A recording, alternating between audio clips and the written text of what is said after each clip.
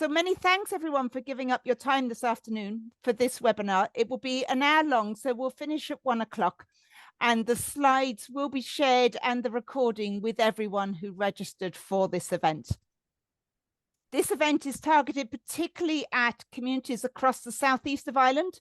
So that's the counties of Wexford, Waterford, Carlow and Kilkenny.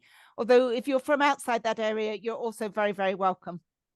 If you want to just go on to the next slide, Michael. So just to make the experience of this webinar as positive for everybody, if people could just, while we have the presentations, keep their video and their mic off, please, so we avoid any disruption. And if you'd like to leave any questions or have any links or comments, please do put them in the chat, and then we'll have a question and answer session at the end and we'll work through them. And if for any reason we run out of time, we will cover them in an email to you all. So the agenda for the webinar, I'll kick off and talk a little bit about the Sustainable Energy Community Programme and the MEHL concept. And then we have Colm O'Mahony, who's going to be talking about planning. We have Michael Kinchella, who's going to be talking about funding. We have Áine Byrne from Carlow County Council, and then we'll finish with Colm again, who's going to be talking about technology. And then we hope to have time for questions and answers at the end. So just to kick off, wanted to talk a little bit about what a sustainable energy community is. So this is part of a national initiative under SEAI, and it's administered by the Southeast Agency for the Southeast region. And we have a mentor in each county. So we have Marina da Costa, who covers Carlow, Therese Curran, who covers Kilkenny, and then myself for Wexford and Waterford.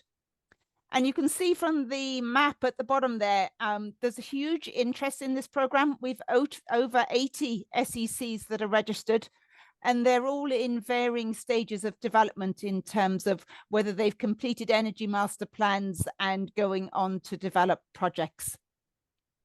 So in terms of the title of this webinar, we've been particularly interested in the idea of MEHL and the idea of collaboration, because we feel to address some of the challenges of reducing our carbon emissions and progressing towards I suppose energy efficiencies, renewable energy technologies, and active travel, it really is going to need all of us working together to achieve those goals. Next. So just looking at that idea, that's something that's been around in Ireland for many, many decades. And it's something, I suppose, that's been particularly effective in the heart of rural areas, in the farming community, and in wider communities. And it's this concept of communities coming together to help each other out, and that through the collective, they manage to achieve far more. And we want to look at that idea. I think what we recognize that to achieve the climate action goal of a 51% reduction in carbon emissions by 2030 is going to be a huge challenge for all of us. And the more we can learn from each other, the more that we can collaborate, hopefully the easier that transition will be. The kind of ideas that we're looking at is, say, for example, in public meetings where you might be looking at solar PVs on houses, you could have in the audience homeowners that have already done that transition and put in their solar PVs, and they can share their experience and their information so that other people who are maybe thinking about it can learn from that. The other idea where we would see it being particularly valuable is that if we've got numbers of houses, maybe a terrace row of houses, for example, that were all built at the same time, are interested in energy retrofits, we would hope that we could achieve significant economies of scale if things like attic insulation works or cavity wall insulation could all be done at the same time. It would make it cheaper for the contractors to do, and hopefully there would be efficiencies through that scale. So that's the idea that we're keen to look at, and we'd very much value your feedback on that suggestion. Okay, next slide. So we've got a series of polls throughout this webinar. And the first question we'd like to ask you is, are you a part of an SEC? And if you wouldn't mind just filling in this. Okay. Okay, so that's, yeah, really interesting. Basically what that's indicating, just waiting for everyone to vote there.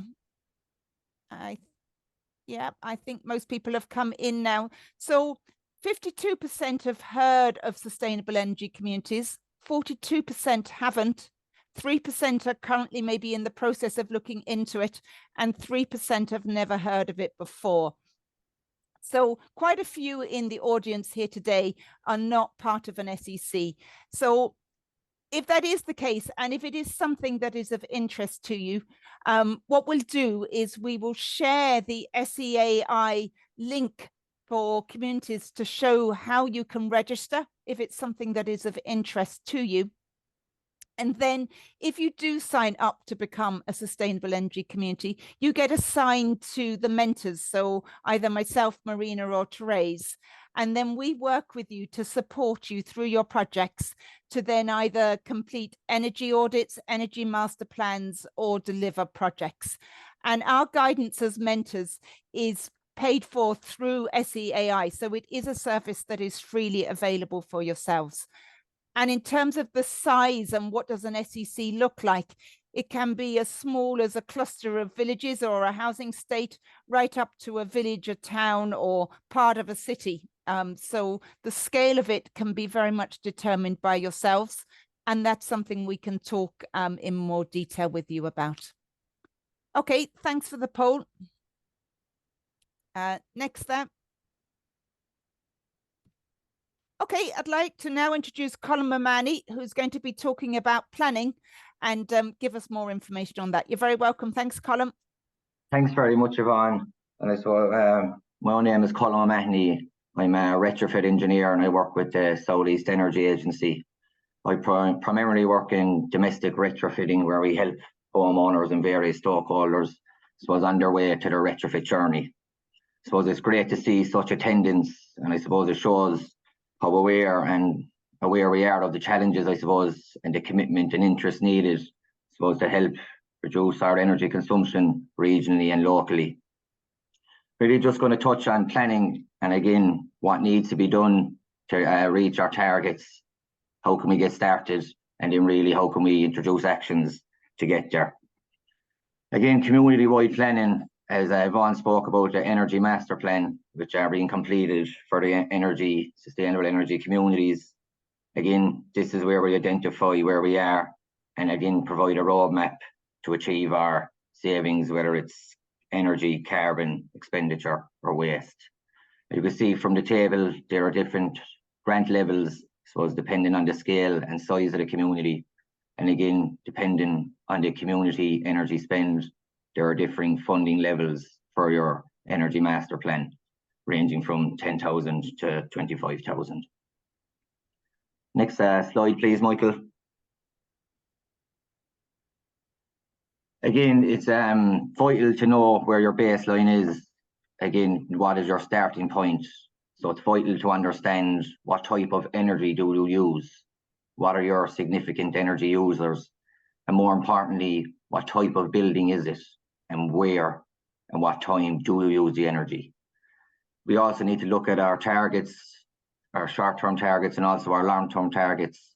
And again, through your sustainable energy community and energy master plan, what really do you want to achieve? It's vital to understand that this is your plan. And I suppose with community engagement, community needs to feed into it. Otherwise, it's not really valid and it won't be worthwhile. And again, if it doesn't mean nothing, then it will not be delivered on. So how can we achieve it and where to start?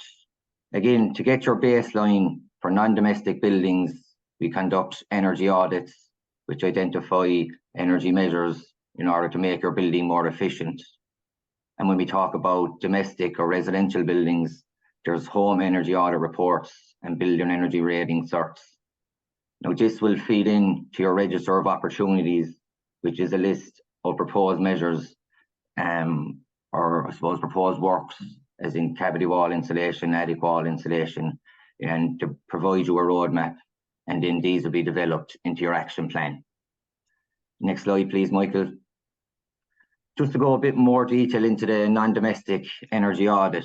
Again, it's vital to review where you are and how you use energy. And this can be conducted by a bill analysis, where we'll analyse over 12 or 24 months to understand how and where you use your energy. But it's vital also to look at a fabric first approach. So you need to reduce your energy demand. Again, so you look at your building fabric, or the thermal envelope, which is your walls, your windows, your roof, your floors. Following this, you can look at your mechanical systems. So how are you heating and ventilating your building? And also electrical equipment, which is some lighting, pumps, computers, IT equipment, and possibly any renewables that are on site. Again, the main aim of an energy audit report is to highlight and to recommend energy and carbon saving measures, highlight the impact that each measure will have on the building and the cost, and I suppose the potential grant funding for that element. Again, when we look at a domestic energy audit report, you have building energy rating cert, or a BER cert. Now this ranges from A to G, with A being the most efficient and G being the least efficient. Again, this provides a baseline of your starting point. So theoretically, how much energy consumption is your home using? Following this, we provide an energy audit, which provides the home energy report. And this will outline measures needed to improve the BER rating. And we'll go through the specific measures later on in the technology section. Again, this is just a template of our BER home energy report, where it shows the fabric first approach, where we looked at the roof, cavity, external wall, windows and doors, and it shows you the uplift in the BER cert and the heat loss indicator. Following our building fabric, we then looked at the heating system and air tightness. Because again, as you make a building more airtight, I suppose it's vital to make sure adequate ventilation to ensure the occupants' health and safety, I suppose, and improved indoor air quality. Then we looked at, I suppose, renewable heating system, which was in this case an air to water heat pump, and also an element of renewables, which was in the case of solar PV panels, which are used to produce electricity on site. But just to give an overall planning a summary, planning is really the process of establishing your goals and objectives of a project, depending if it be domestic or non-domestic, and then really determining the resources and the actions that are needed to achieve our goals. So again, whether it's on a national, local, regional level, I suppose it's key to know where your starting point is, how and where you use energy, know where we want to go and how can we achieve them targets, and then really implementing an action plan so we can start our roadmap and our journey, I suppose, to reducing our carbon and energy consumption within our buildings. Again, we have another question here. Again, it's, have you completed an energy master plan, any energy audits on your non-domestic buildings, or home energy reports on your domestic buildings?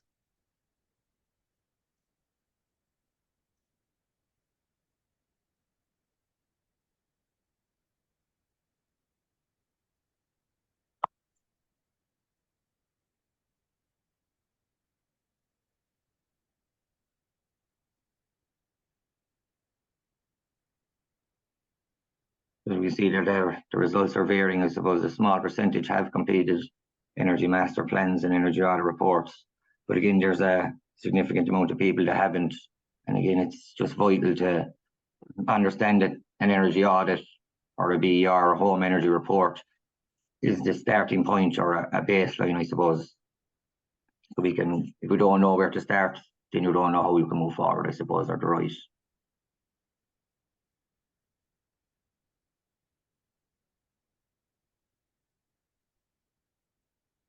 I think that might be the end of that question. So I'm just going to pass you on to Michael Kinchella, who is our delivery engineer with the Southeast Energy Agency, and he's going to speak on different funding streams for energy efficient measures. Good afternoon, everybody. Thanks very much, Colm. Now, I'm going to try and run you through the various grants and supports that are available from SEAI. And I suppose there's a minefield when you go looking online, so hopefully this will be a bit of a guide to help you in your journey. So the first one I have is the PV grant for non-domestic. So there's a range of fixed range grants depending on the kilowatt of the system. The applicants can apply for funding from €900 up to 162,000 for a 1,000 kilowatt system. One of the criteria is that you must use an SEAI registered contractor. Sorry, now in the scale here, we can show you that up as far as 4 kilowatts, you can get 2,400, and right up as far as 1,000 kilowatts, where you can get 162,000. It's kind of broken down on the scale. It's a sliding scale, so depending on the size of your PV array, the grant is there to support you. On the domestic PV grant, we have €900 for kilowatts for up to 2 kilowatts, and then from 3 and 4 kilowatts you get €300 to a maximum of €2,400 for a 4 kilowatt array. The microgen scheme is something that runs in tandem with both of those two grants, and it needs a separate application. So to feed back to the grid, you need to make a separate application. You can see here that the tariffs are generated by the different suppliers.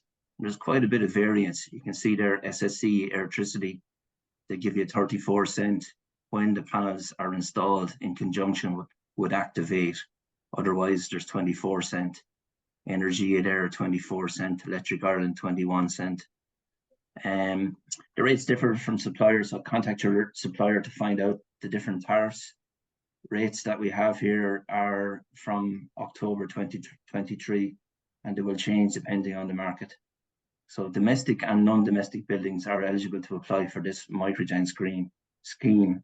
On average there, we have a 4 kilowatt array on a domestic house, and that's giving you €350 of income.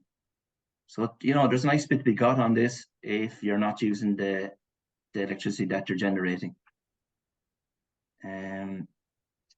Okay, the next support scheme I have is the SSRH. It's a support scheme for renewable heating. This is a government-funded initiative, and the whole focus of this is to remove fossil fuels. It's open to commercial, industrial, agricultural, public sector, and non-domestic heat users. So there's two facets to this scheme. First of all, there's a grant for the installation of a heat pump, which is 30% of CapEx. Now, there's a bit of a sliding scale here. It's kind of dependent on the COP, the coefficient of performance of the heat pump. So it can slide from 30 down to 15%. Obviously, the more energy efficient heat pumps, there's more of a grant for. The second part of this scheme is for biomass or biogas. And this is a tariff that's rebated over 15 years. So you take a reading every month and you get a quarterly rebate. And you can see there on the scale there we have for biomass, you can get 5.5 cents a kilowatt hour rebate. And it's broken down as we go up along the usage.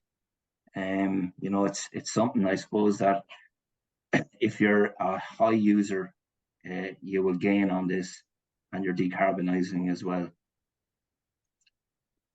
Now I'm just going to talk to you about the BEC, or the community energy grants. So there's up to 30% funding for public sector, SMEs, and commercial entities. And for community groups, non-for-profit groups, charities, and housing associations, there's a 50% grant funding available. The criteria for this is actually set by SEAI, So we probably need a letter of support saying that you're a non-for-profit organisation or you're a registered charity. The supports that can be covered under the scheme are fabric upgrades, heating upgrades, windows and doors, flood lighting, technology and system upgrades. So that might be a BMS, could be heating controls. PV is also covered under this scheme as well. When we make an application for a BEC grant, we make it as a block application. So it's not a single application. So we try to mix communities, housing, local authorities and businesses. So it's going in as a block, not an individual application. And we put in applications probably every 3 to 4 months. So if you're interested, give us a shout. I mean, the first thing you need to do is have an energy audit done for your building. Domestic grants. So the one-stop shop. Sorry, my screen is jumping. The one-stop shop grant. It's a deep retrofit. The idea of this is to bring your house to a minimum of B2. The advantage of the one-stop shop grant is it's project managed from start to finish. So it's a much easier journey for the homeowner. So the homeowner is not dealing with 4 or 5 different contractors at one time. It's project managed. So there's fixed grants for each measure. The measures include attic and wall insulation, windows and doors, heating controls, heat pumps, solar PV and solar thermal. And the important thing on this grant is that the homes must be built before 2011. And here's a bit of a breakdown of the grants that are available when you go through the one-stop shop. So you see the likes of a heat pump there in a detached or an end of terrace house, there's 6,500 of a grant. If you look at the rafter insulation on a detached house, there's 3,000 of a grant. Look at windows there, there's 4,000 of a grant, and there's 800 euros of a grant for each door. Okay, so we'll have a look at the individual measures as opposed to the one-stop shop. So if you want to break down your journey and do it in single measures, you can project manage it yourself. Again, you have to use a registered SCAI contractor. There's fixed grants for each measures. The measures include attic and wall insulation, heating controls, heat pumps, solar PV and thermal. Now, windows and doors are not covered under the individual grants. So for insulation and heating controls, the homes must be built before 2011. And for heat pumps, again, the homes must be built before 2021. Just on the individual grants, you see a heat pump here, you'll get 6,500. For say heating controls, there's 700. For solar thermal, there's 1,200. Attic insulation, 800, and so on and so on. So the domestic grants, which are fully funded, is the one is the warmer home scheme. So there's certain criteria that you have to qualify. So you need to be in the receipt of a fuel allowance or in receipt of a job seekers for over 6 months, with a child under 7, work and family payment, 1 parent family payment, domiciliary allowance, carers allowance, and disability allowance. So the measures that are included in this grant are attic insulation, wall insulation, lagging jackets and draft proofing. It's managed by the SCAI, and the SCAI actually appoint a contractor. Again, the criteria here is that the homes have to be built before 2006. I hope that's some use to you on the grants that are available. I'm going to pass you on to Áine now, who's the Community Climate Action Officer for Carlow. She will have a chat on the Community Climate Action Programme. Thank you. Thanks, Michael. You can go on to the next slide there, Michael. Thank you. Okay. So just a quick overview of the Community Climate Action Programme. So there's 60 million allocated nationally to support climate action. And within that, this 24 million for Strand 1 is building low carbon communities. And that's where this funding that I'm talking to you about is coming from. And just to clarify, I'm coming from Carlow County Council, but for any of you from either Kilkenny, Wexford or Waterford County Councils, you have your own allocation. So in Carlow it's 378,000, it's based on population. Kilkenny is there is 511,000, Waterford has 564,000 and Wexford has 669,000.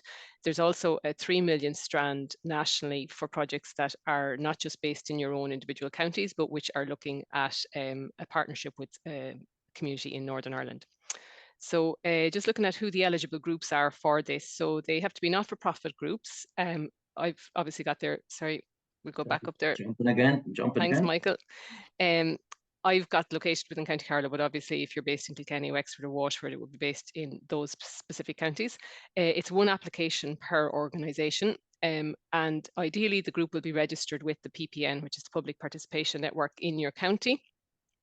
Or connected with another collective at a national level, so something like the Tidy Towns or a national sporting organisation. The aims of the organisation must be in line with the aim and the purpose of this funding, which I'll come on to now in a minute. The community group must have an Articles of Association or terms of reference or something like that in terms of being set up, and they must hold an AGM with approved minutes available. And then for the Strand 1A projects, which have the partnership with Northern Ireland, there must be at least one partner based in the north.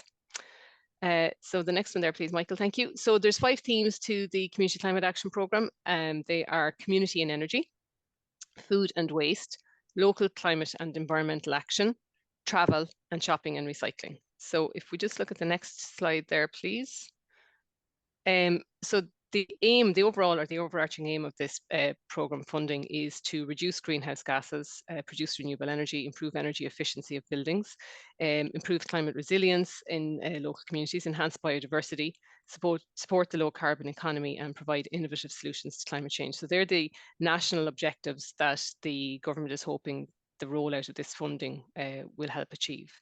And in terms of funding, the next slide just outlines the breakdowns of the types of projects that we can fund. Sorry. Thanks, Michael. So we're looking at small scale projects are those under 20,000, and in each local authority area, 10% of the project funding can be used for that. Medium scale projects are between 21 to 50,000, and we're asked to allocate 40% of our budget to those projects, and large scale projects are between 51 to 100,000, and that's 50% of our budget. And sorry, just on that slide as well, it also just mentioned that 100% funding is available up to the maximum of 100,000. So I just have some examples of the kinds of projects that might be eligible under each of the headings, but just to bear in mind that I'm obviously based in Carlow, like it would be relevant to speak to your Community Climate Action Officer in whichever county you're based in. There may be different priorities in each county in terms of where they want to see projects coming or to get a range of different types of projects. So for example, you might have LED lighting upgrade, so that could apply to community spaces, pitches, or whatever the lighting needs to be upgraded were. Renewable energy projects, rainwater harvesting, electric pitch moor, retrofitting community buildings. So the retrofitting, that could be a sports building, could be community building, and in line with what Colm mentioned earlier, you'd be looking at the, the installation perhaps first is the first port of call, and then possibly PV panels, doors, windows.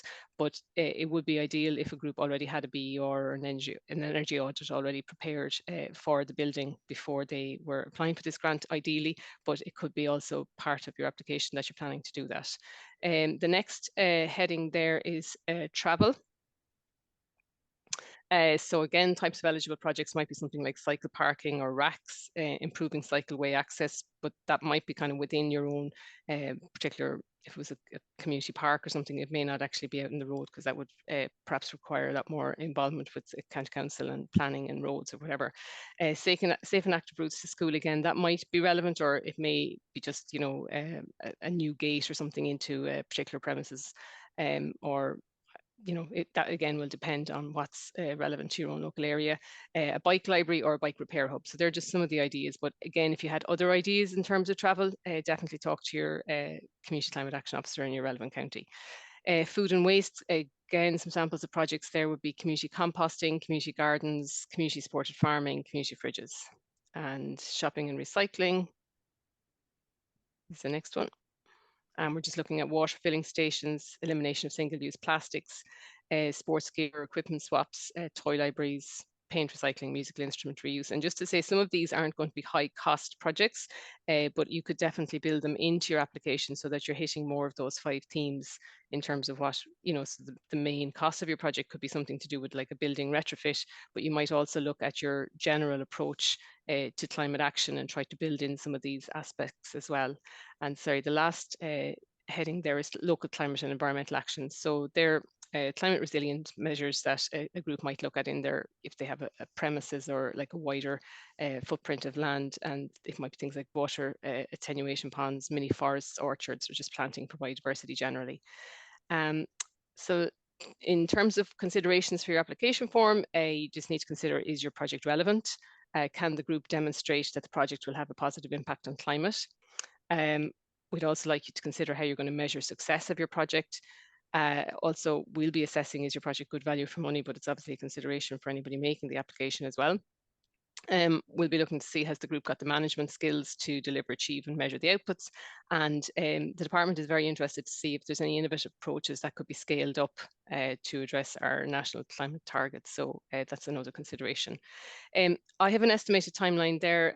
We're expecting that the application window will open probably this side of Christmas, so it's kind of a tentative timeline there at the moment, but there'll be an 8 to possibly longer, maybe 10-12 week window for the application forms. Then there'll be an evaluation selection period, and then the groups will have, once they get their successful offer, 18 months to deliver their project and report on it. And I suppose that's significant because quite often projects are hamstrung by having to comply with a 12-month window, whereas there's a little bit more flexibility in terms of this one, which is nice for groups. So I'm gonna, just to say as well, thanks Michael. That's my contact detail there. Obviously I'm the Community Climate Action Officer in Carlow, but Breda Marr is in Kilkenny, her email address is there. Susan Lee's in Waterford, and Clinton Donovan is in Wexford, and their email addresses are there as well if you want to make contact with any of us. And I'm just going to hand you back to Colm now, who is going to do another poll, I think. So the poll was actually just popped up there. So it's like, you have projects that are ready for delivery, you're looking for funding. And I think we've got...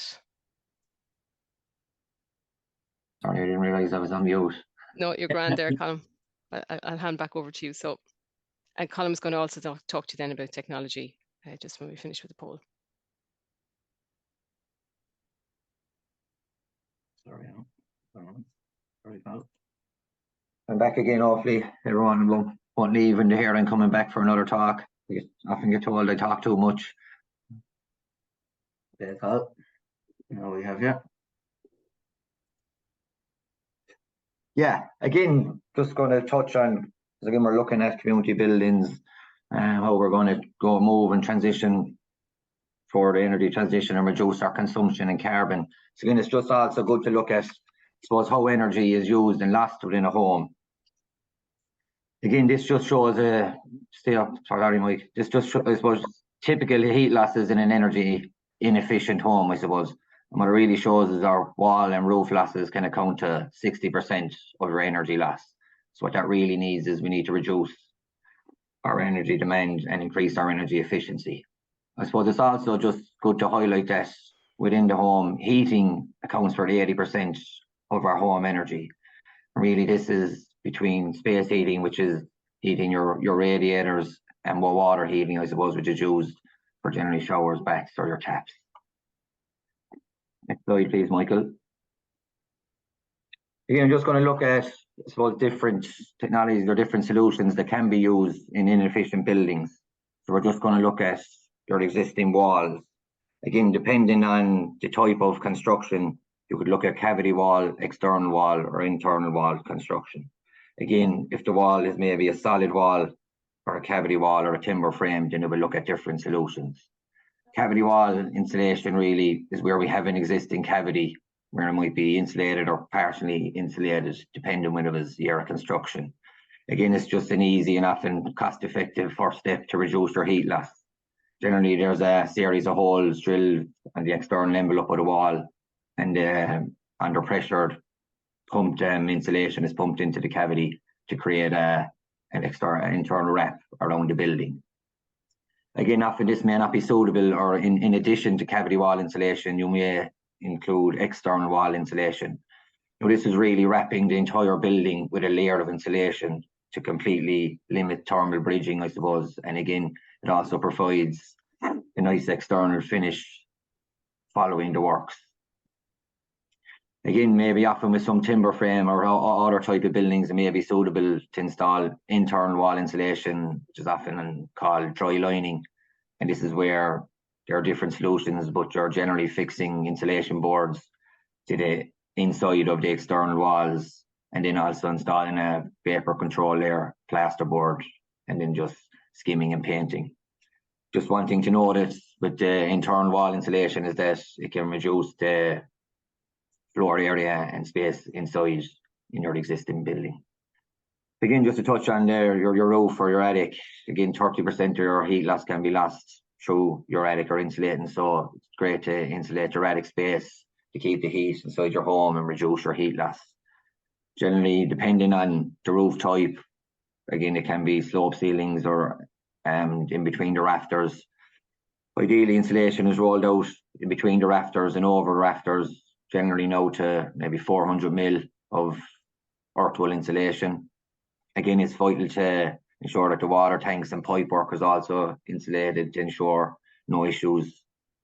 And again, for slope ceilings or maybe stuff from flat roofs, PIR and rigid insulation is used.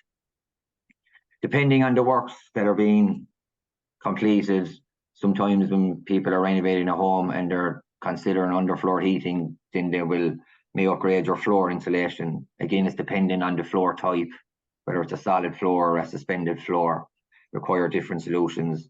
But again, it mightn't often be cost optimal to upgrade your floor. Again, it's depending on the works that you're proposing. Again, to look at your windows and doors, again, depending on the current efficiency of your windows and doors, if you have old, inefficient glazing, then it may be suitable to replace to a more high efficient double or triple glazed. But again, with your windows and doors, really it's vital whether you're installing or keeping your existing windows to make sure to stop any drafts and seals. Suppose the air infiltration is coming in, I suppose, just to ensure an airtight seal around your windows and doors, because again, you can lose a lot of heat loss in gaps and drafts throughout external penetrations like window and door reveals. Again, that's where we follow the fabric first approach, and then our building is more, our external envelope is more efficient and our building is more airtight. So then I suppose it's vital then to look at the building, and we need to provide adequate ventilation. I suppose more recently there is a move away from natural ventilation, which is difficult to determine and really ventilate your building. So we're moving to more mechanical ventilation systems as buildings become more airtight. So these can be often demand control ventilation, where a humidity sensor is provided in your habitable rooms, and your wet rooms like your kitchen and your bathroom are extracted. Again, another type of mechanical ventilation system is mechanical ventilation with heat recovery, where the heat being extracted is used as opposed to heat fresh incoming air. Again, just on the heating systems, more line, we're looking down the road of heat pumps. I suppose this is where heat is extracted from one place and transferred to another. So the three main types of heat pumps are air source, ground source, and water source heat pumps. I suppose traditionally and more recently ourselves, we've been using air to air or air to water being the most common, I suppose, because it we don't need to, there's less work and less disruptive to the home. Again, and just again to follow about the process, once we've made our buildings more airtight, energy efficient, we've produced on-site renewable heating system, and then it's also good to look at, as Michael went through the grant funding available earlier and the tariffs, maybe to look at solar PV. Solar PV is used to generate electricity on site. Again, it's also might be misconstrued that it's daylight that the solar PV generates. And again, we do produce a lot of daylight and PV has been working in Ireland and is a proven technology. So again, good to think, while even if you haven't a heat pump which is good enough and to work with a heat pump because you're using electricity on site, so it's very good to be generating electricity on site. But again, as Michael said, there is a tariff now for solar PV. Again, so it is, I suppose, one of the last steps following our fabric first approach. But again, depending on the time that you're at home and how much electricity we use, solar PV, I suppose, is a cost optimal option. So just to provide I suppose a summary really. Again, it's about looking at your baseline, whether it's an energy audit report or a BER or a home energy report. I suppose it's about understanding where we are, our starting point, and what are the, I suppose, the suitable measures that to implement in order to make your building more energy efficient, reduce your carbon, I suppose, help us all in the transition, I suppose, to a more energy efficient economy. I suppose it's just the last poll, and again, just like to know is, are there any specific topics that you would like to hear more in-depth webinars on?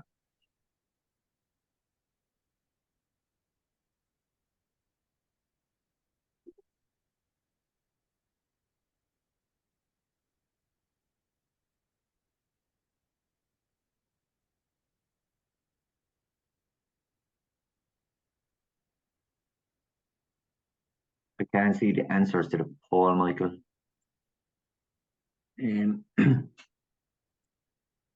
We're showing 9 out of 42 people have participated.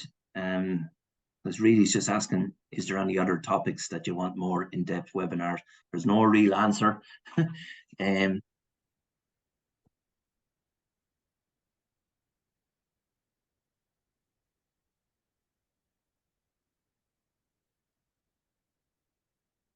No, and if there are any specific queries or any other topics that you would like, I suppose, be delighted if people could get in contact, I suppose, Ailish, and we would be. Yeah, I can see all the answers there, and we'll certainly consider them for future webinars. Thank you, Ailish, and many thanks to all our presenters, Colm, Michael and Áine, for your very informative presentations. It was really useful to get that oversight. And as you say, Colm, in summary, if people have been interested in what they've heard this afternoon, then considering whether you want to join a sustainable energy community could be a very useful next step for you. And we will share the link on the SEAI website with this webinar recording so that you have access to that. That does support you and provide you with free advice to guide you through the steps that Colm, Michael and Áine have been talking about. As Colm was saying, it's really important that the planning bit is done first. So that's the energy audits. That can be funded through energy master plans, or SEAI have business vouchers for €2,000 that you can access to help you get an audit done. So what we'll do now is just have a look at some of the questions that have come through. And again, if you do have questions, we'd love to hear from you. So do pop them up on the chat.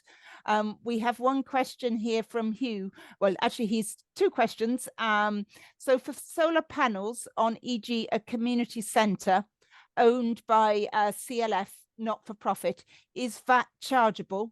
That's his first question. And the second question is for domestic single measures, if an owner has more than one contract, so i.e. windows and insulation, do they have to appoint a project supervisor per health and safety regs? So I don't know, Colm, maybe you might be the best person to handle that query. Yeah, I can take the second one, I suppose, for the domestic single measures. Now, again, SEAI, generally we have to appoint an SEAI registered contractor. Now, their windows aren't included in the single measures, but again, it is a requirement, and for to have an SEAI registered contractor and to have a PSDP, again, to all safety, health and safety regulations have to be adhered to. Michael, you might know more on the non-domestic, the community centre. I know for domestic that the VAT, they're ex-VAT, so I'm not sure about the actual non-domestic. Okay, for the non-domestic, yeah, VAT is unfortunately charged, but I think they might be able to claim it back. Now, there's two ways you can go about the PV. You can go about it on the PV grant, or you can go through a BEC grant with other measures. If you go through the BEC, there's 20% grant funding for the PV as opposed to 30% for other measures. But I think if you're a registered charity, you can possibly claim back the VAT.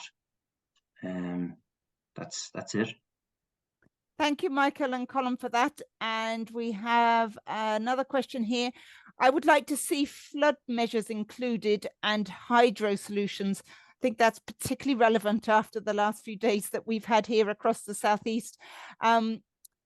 I don't know, I think it was Deirdre that popped that up. Is it that you might be interested in a webinar around looking at hydro solutions, small scale hydro schemes, for example? I don't know if Deirdre's still on. Not sure. I wonder, Colm, do you want to just maybe give a brief overview around any hydro measures for renewable energy production that you may have seen in the region? No, we've worked on, sorry, Michael. No, it's not something that we see, Yvonne. We haven't got many, haven't got any actually hydro requests. Feasibility study Michael done a couple of years ago, and I don't know if it was moved farther than that, I suppose, Yvonne, again. But again, if it's something people are in, it'd be something we maybe could look further into, Michael. Yeah. Yeah, and again, it's certainly something we could look through the SEC network and see if any SECs nationally have completed any hydro projects. But as you say, it's interesting. It's not something that's come across our radar. Okay, we have another question or comment. More information on the types, costs, and benefits of the different kinds of heat pumps. Thanks. That's from Kieran. So I think that's really maybe suggesting in future webinars that it would be useful. I think that may be good, I suppose. I want to just include, because I know it was just a brief overview of the technology today, but it might be good to go into the specific technologies, I suppose, in more detail and provide, because I went through, I suppose, just brief outline of the different construction types, but again, to include the costs of installation and I suppose the benefits, whether it's economical or they highlight the thermal comfort aspects, maybe in a webinar, I suppose, that just focuses on the technology. I suppose I was conscious of time to be going into too much detail because there are so many specific measures, I suppose. Thanks, Colm. You're right. I think SEAI did a webinar recently on heat pumps, specifically heat pumps. I'll see if we can find that recording, and then again we could share that with this webinar so that people could access that if they want the more detailed information.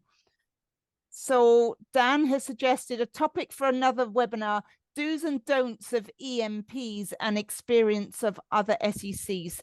I think that's a very good suggestion, Dan, and I think that's certainly something I think as mentors we would highly recommend that, and maybe we could look at the EMPs that have been completed across the Southeast region and pull out the elements that we think have been particularly effective and the areas that we feel maybe less so, and show that to other SECs. So that's something we'll take on board.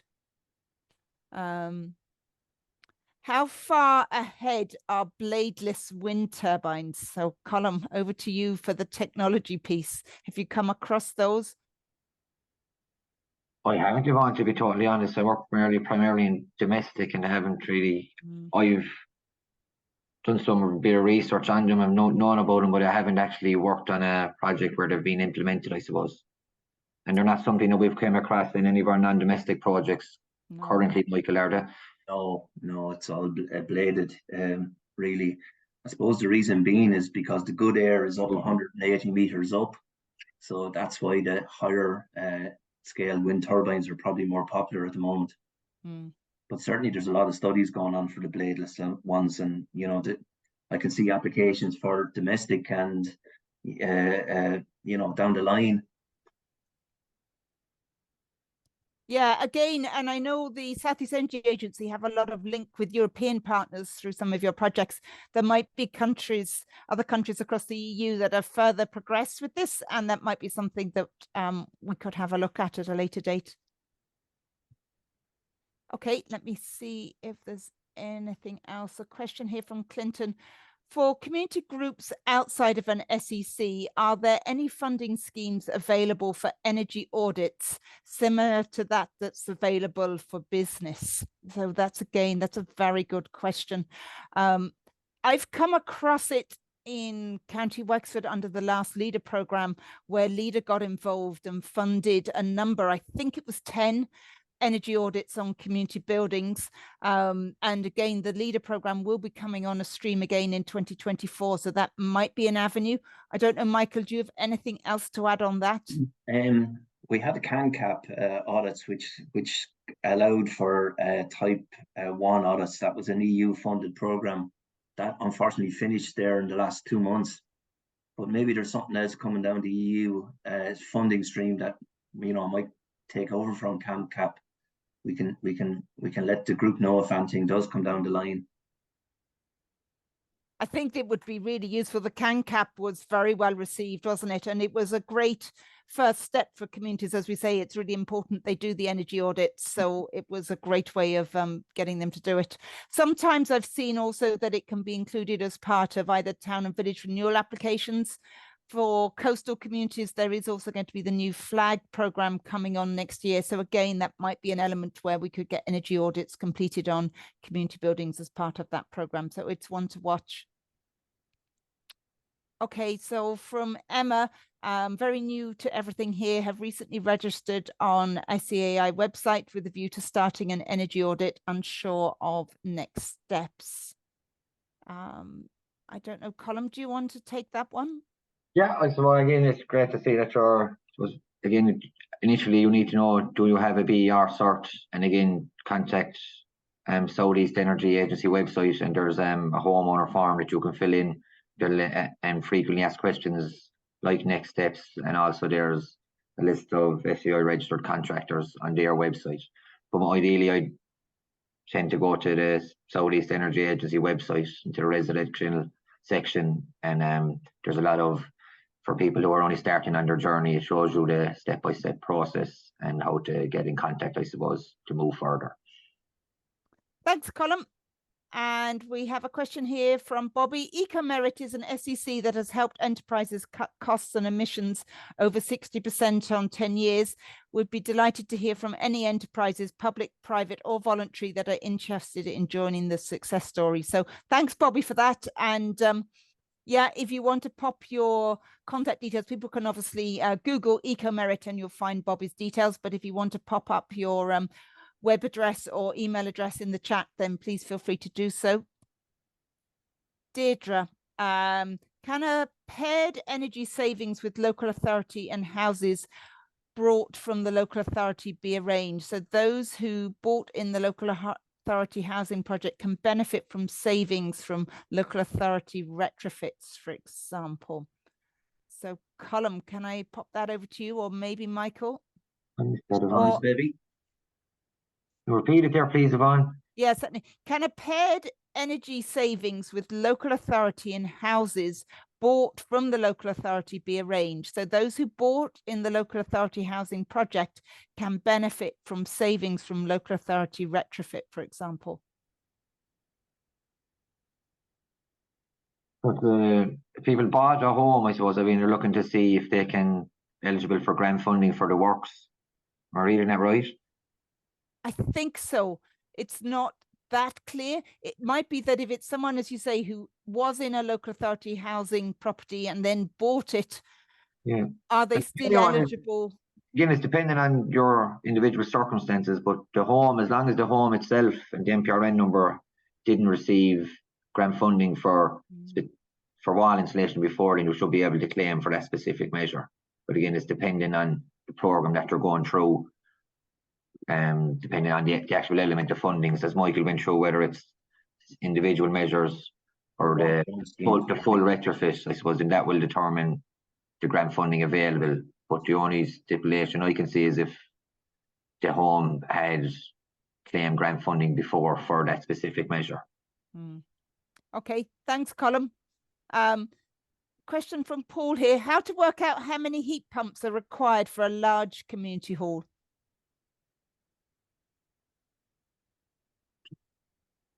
Yeah, that's a good question. I suppose it's really down to the contractor. We don't design spec, so it would really be up to the contractor to do the design spec, taking any energy upgrades or any fabric upgrades that might be done in tandem with the heat pump. I mean, I wouldn't be advising a heat pump unless you've looked at the fabric of the building first. Yeah, that's a really important point, isn't it, Michael? So that the bills are manageable and that they don't suddenly face a huge electricity bill if the air tightness isn't looked at. I have a comment here from Hugh just in relation to some of the other earlier questions to say that some local enterprise offices may allow community centre audits under the Green for Micro scheme. So that's in response to Clinton's question. So that's very helpful. Thanks, Hugh. Tom, all we have, is there any likelihood of the values attributed to rubble, built stone walls and historic insulation installations not supported by receipts for materials being taken into consideration? That's from Tom. I know that there is a programme currently being, it's not launched yet by SAI to look at traditional buildings, because again, the area of stone rubble and again, putting the correct measure and the correct materials onto our historic and traditional buildings. And we have, I suppose, a lot of traditional buildings. So it's something that the government know that needs to be addressed. But at the moment, for the likes of energy measures, it needs to be NSCI certified, and some of these products might not be, so they're not eligible through SAI. But again, it's something that needs to be looked at, because historic and traditional buildings, when you are doing retrofit works, I suppose it's a specialist job, and again, you need a conservationist, so you need to ensure that you're not doing anything detrimental to the building.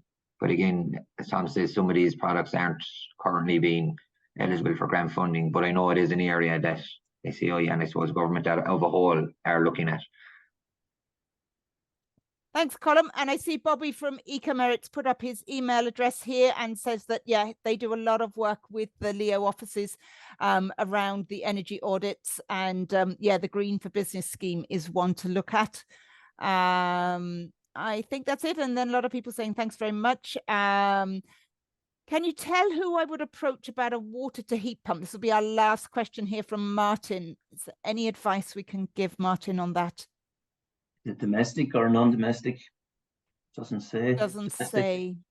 When you list some installers, I suppose common installers we work with, Michael, because it always need to be product independent as well. Yeah. I suppose looking up the SEAI, they would have a There list. Is a list of registered contracted installers and heat pump technicians. He's saying large domestic, but yeah, I think that's really the best place to look, is the list of registered installers. And maybe ask informally in your local area, has anyone else installed heat pumps and what's their experience been? And if there's any local recommendations. Okay, I think that's the end. So thank you so much for all of the questions, and thanks again to our speakers. I hope everybody found it useful. And as I say, we'll follow up with sharing the slides, the recording, and some other further information. So many thanks, everybody. Thank you, Yvonne. Thank you, everyone. Thank you. Thanks, Yvonne.